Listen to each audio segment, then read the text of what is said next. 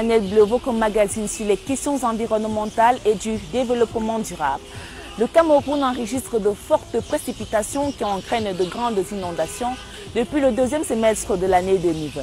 Une situation qui a un impact sur l'économie, la santé, l'agriculture et l'élevage et bien d'autres secteurs. Comprendre la situation actuelle de la météorologie au Cameroun, c'est le centre de cette édition de Planète Bleue. Madame, Monsieur, bienvenue.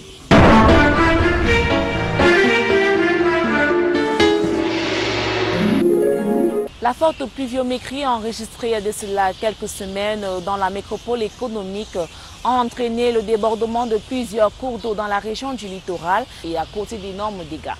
Revenons sur quelques émotions des sinistrés. Regardez. On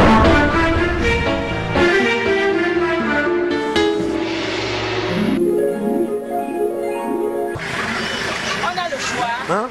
On n'a pas le choix. On est de voir avec les enfants, on ne se levait pas moyen de descendre.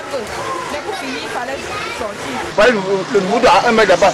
Ça veut dire que tout le monde est derrière. Tout le monde est dans l'eau. Quand tu dirais que ça va déjà à 2 mètres de hauteur, il faut donc savoir avec toutes les installations qui sont en bas, les machines et tout ça.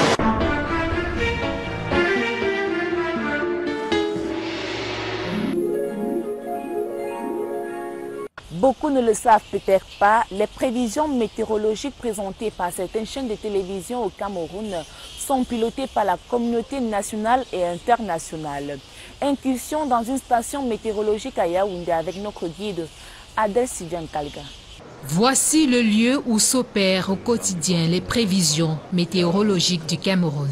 Tous les jours, derrière leurs ordinateurs, ils travaillent avec la communauté internationale pour connaître la situation du temps. Nous travaillons avec la communauté internationale et avec la communauté nationale. Les données que nous recevons ici, ce sont les données d'observation qui viennent directement, n'est-ce pas, de nos instruments de lecture. Et en plus de cela, pour faire une bonne analyse, nous avons besoin des informations qui viennent d'autres centres. Par exemple, les centres mondiaux, ça peut être le centre européen, EMESAT, qui est basé à Darmstadt en Allemagne, nous envoie également des informations. Et d'autres centres comme la NOAA et autres nous envoient les informations que nous pouvons accéder à travers, n'est-ce pas, le dispositif de la station Puma. Ces différentes cartes présentent en effet le temps qu'il fera dans chaque coin du pays. Et c'est un travail mené par plusieurs acteurs. C'est dans cette salle nous appelons communément la salle des machines. Vous vous rendez compte que nous avons tout le dispositif de réception des données qui viennent, n'est-ce pas, dans tout le réseau de la direction de la météorologie nationale répartie sur toute l'étendue du territoire. Et ensuite, les différents services qui sont là exploitent pour les besoins de la prévision à court, à moyen et à long terme. Donc, grosso modo, c'est d'ici que sortent tous les bulletins que nous mettons à la disposition, n'est-ce pas, de nos usagers. La météorologie reste cette science qui a pour objet l'étude des phénomènes atmosphériques.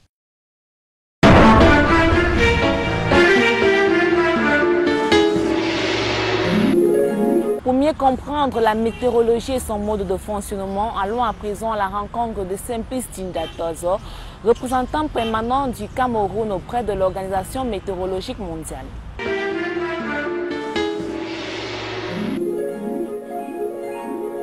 Bonjour monsieur et bienvenue sur Planète Bleue. Bonjour madame, merci de me recevoir dans le cadre de votre programme. Alors, qu'entend-on par météorologie?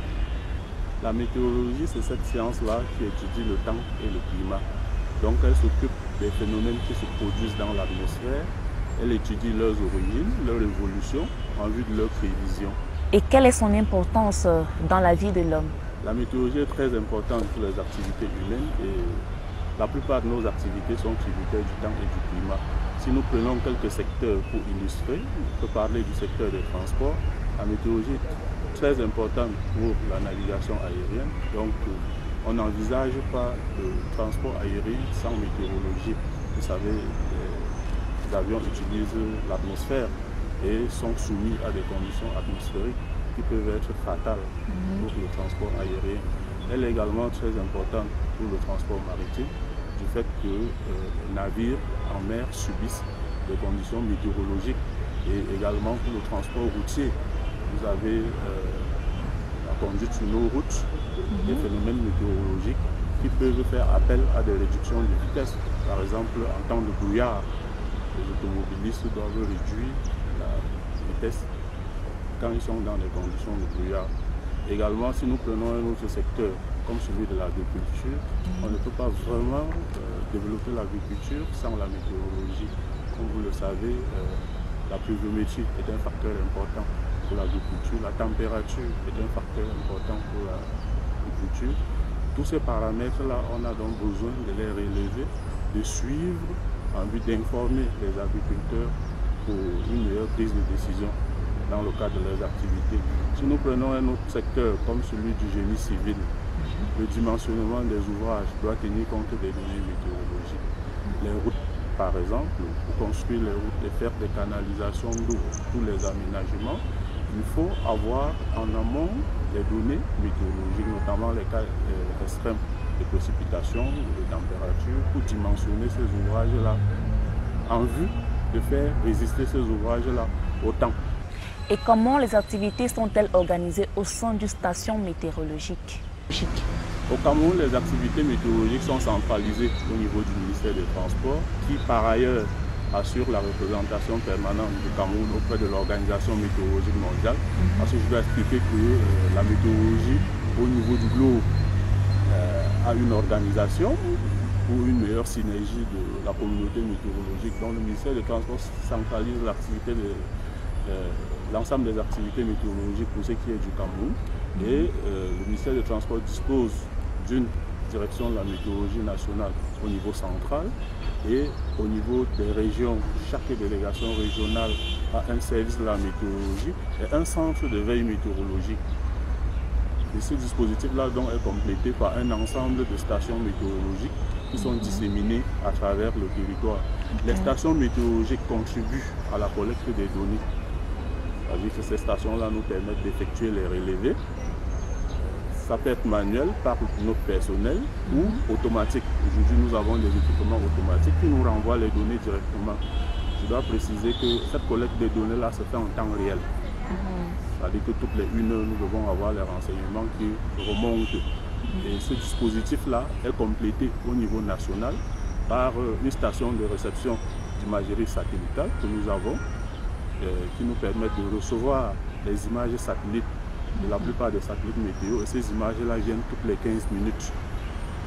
C'est l'ensemble de ce dispositif qui nous permet donc d'organiser une surveillance du territoire et ensuite d'intégrer ces données-là dans nos modèles de prévision et de faire des bulletins de prévision. Et quelle est la situation de la météorologie en ce moment au Cameroun? Nous sommes au mois d'août et le mois d'août est le mois le plus arrosé au Cameroun. C'est le mois où on enregistre les quantités de précipitations les plus élevées au Cameroun. En dehors de ces quantités de précipitations assez élevées, ce qu'on a aussi observé, c'est une fréquence élevée des événements extrêmes. C'est-à-dire parfois le problème se situe au niveau du temps pendant lequel ces quantités de précipitations se produisent. Vous avez parfois des quantités élevées qui se produisent en un très court temps et qui peuvent créer des problèmes de gestion d'eau et causer des inondations. Donc, la situation météorologique au cours du mois d'août au Cameroun est généralement marquée par de fortes précipitations, accompagnées parfois des orages et des vents violents, et qui ne sont pas sans impact pour les secteurs d'activité. Si nous prenons l'un des cas récents, qui est celui de la forte précipitation qui se produit à Douala et qui a causé des inondations, vous allez remarquer que la quantité de pluie que nous avons reçue en 6 heures de temps était de 121 mm et qui est très importante pour une journée, pour cette période de 6 heures de temps. Et ça a créé pas mal de dégâts. Et lorsque nous avons regardé dans nos données climatologiques, nous avons même constaté que sur les 3 derniers jours, on avait pu enregistrer plus de 260 mm, ce qui faisait à peu près 37% de la précipitation normale de Douala pendant cette période du mois d'août. Donc vous comprenez que la gestion des quantités d'eau tombée devait sérieusement causer des difficultés. Et les fortes pluviométries enregistrées dans la région du littoral peuvent-elles refaire surface selon les prévisions météorologiques? Nous appelons la population à plus de vigilance. Et en ce sens, nous élaborons des prévisions qui sont diffusées sur les antennes de la CATV chaque jour. Nous appelons les populations à vraiment suivre ces prévisions-là et à les intégrer à leur habitude. Parce que la saison des pluies va se poursuivre, elle n'est pas terminée. Maintenant, notre surveillance que nous faisons, la vigilance que nous avons par rapport au suivi de cette saison-là, doit être également prise en compte par les populations. Et que fait le gouvernement en ce moment pour faire face à cette situation? Le gouvernement fait beaucoup de choses. Au niveau de la réhabilitation du réseau météorologique elle-même, il y a un programme qui a été mis en place au niveau du ministère des Transports pour essayer de moderniser notre infrastructure de collecte des données et même de moderniser notre banque de données. Donc pour l'année 2020 par exemple, nous allons parachever les travaux de numérisation de nos archives et de modernisation de la banque de données. Je dois indiquer à ce sujet que la banque de données climatologiques, c'est la mémoire climatique du Cameroun. Nous avons là des données qui ont été collectées depuis près d'un siècle. Donc, et c'est ces données-là aussi que nous appelons tous les secteurs d'activité qui sont impactés par le temps et le climat à utiliser. Nous avons déjà eu des records de température, nous avons déjà eu des records de précipitations. Maintenant, les activités que nous faisons, les ouvrages que nous construisons doivent intégrer ces données-là qui existent. Merci, monsieur, d'avoir accepté notre invitation et de nous avoir expliqué le fonctionnement de la météorologie en ce moment au Cameroun. Je vous remercie, madame, de donner cette opportunité au ministère des Transports de parler de ce qui est fait dans le secteur de la météorologie.